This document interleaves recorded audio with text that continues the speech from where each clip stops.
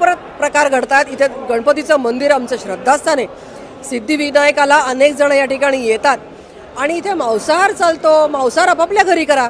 बागेमध्ये तुम्ही येता, तळ्यातला गणपती आपण म्हणतो, तळ्यामध्ये मांसाहाराचे हात धुतात, खरकटं टाकलं जातं। हे अतिशय चुकीची गोष्ट आहे आणि हे खपवून घेतलं जाणार नाही। पोलिसांनी या ठिकाणी काही आचारसंहिता घालून द्यावी, महानगरपालिकेला पण आम्ही आवाहन करणार आहोत। हे आमचं श्रद्धास्थान आहे।